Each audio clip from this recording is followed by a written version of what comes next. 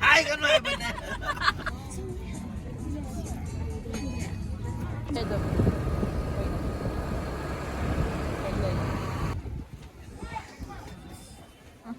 Phun mà sợ.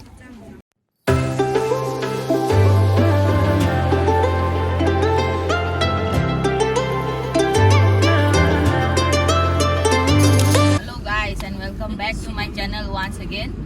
Ngasi se su Sunday vlog oi doine ngasi Sunday ne ko ado thagalakpa da budi Monday oirani ado ngasi se Sunday atai week tagi ne ko ai ayam matam Sunday sina khara ke haini happening oi hai tare khara free ju oire happening ju oire atai matam di khara kano tore adu duna Hojik aini jadoi se ada sia hoina hojik orphan home ta thadara Adu hai kan mai bên này.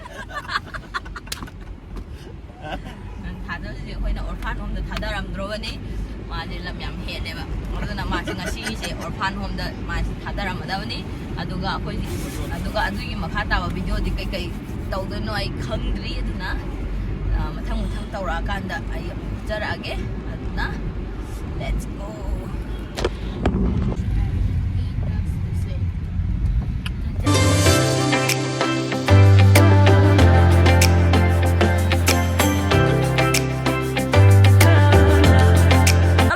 Phan om da sinh ngầm pu ram cho ya sao sao cô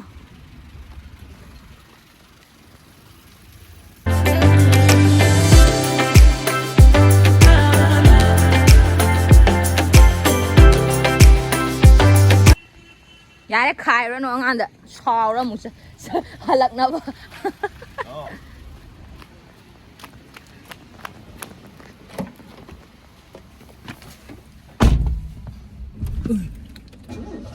stupid. Hay tabra gari thau na. Ai tray gari thau tray. Picture 2 hours later. Mayam book fair da mu chatla se ngasi book fair chatche khoi nong pinadna khoi hojik book fair da mu chatlage makhata video ai amu hapka charake book fair yor kana mu hapka charake aduna mayam punna yengminasi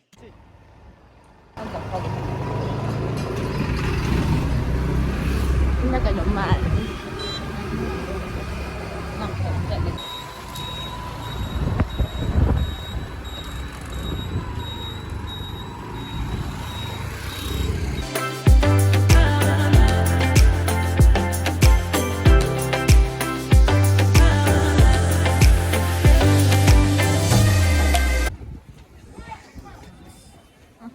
phun mà sợ anh hái đậu phun mèo can đi nè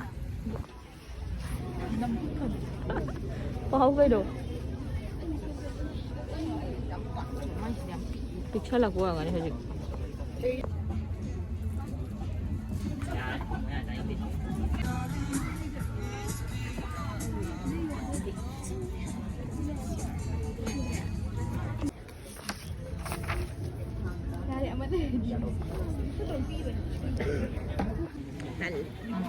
100 flower bloom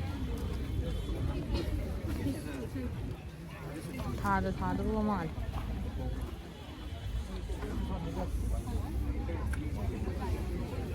ana to hockey football ka ba iru ni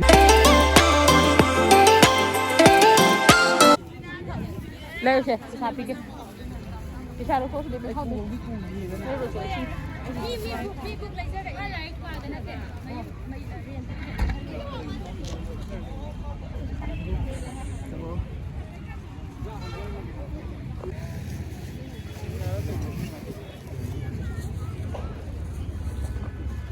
Kolkata line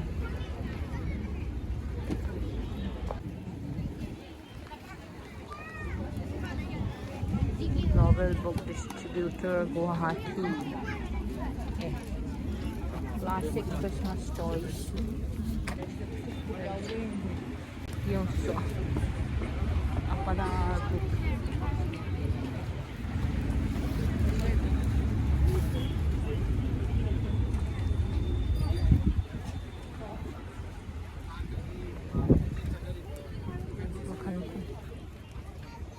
History of Manipur yengro.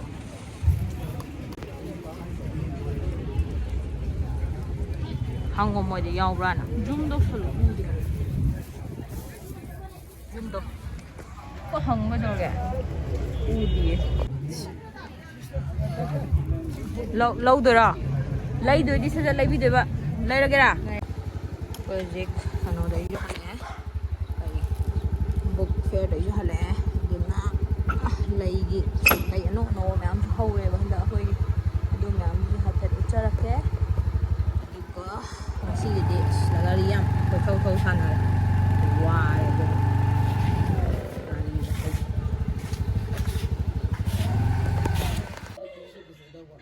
Duna gì sinh gì cái am ngang điều phải am mà thật cá lắm mà u và rất lòng wow. Xin chào xa rồi nói bừa. Xin chào pizza rồi mà. Hảo. Cây nữa. Nấu vợ. Chắc có lên như làm đấy.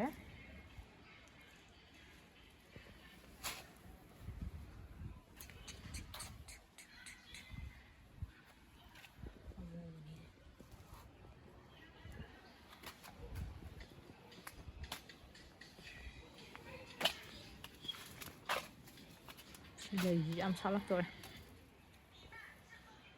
Salad rồi đi.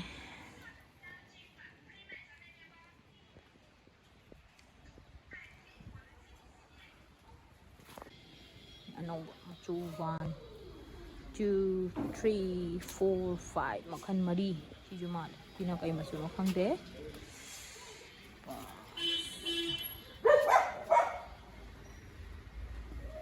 Rosu. Rosu am sa le hendak ti. Am han dong di sate. Su sate. Wah, si rosu di. Phang di. Rosu le. Mayam book fair da kana chatpi hoge comment tawbiramo akhoi like mayam leire ado kai like lege dusu mathang gi video do mu hapka charake ado mayam video se matang sida loishalage ai ju ware ngasi de duga video se editing toraga hayeng thagalak tunina ado hoji phawbogi support tawbibai damakta thank you so much keep supporting aduga like share and subscribe tawa kaubiram gano bye bye